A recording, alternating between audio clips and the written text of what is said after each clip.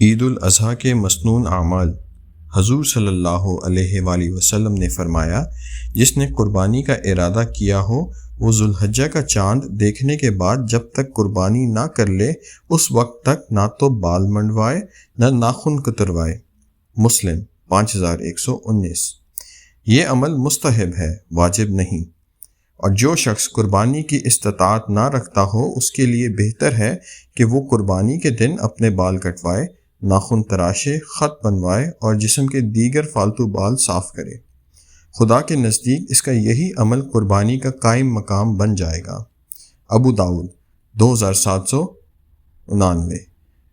نسائی۔ عید کے روز عیدگاہ جاتے ہوئے بلند آواز سے تکبیر پڑھیں اور نماز کے بعد قربانی کریں۔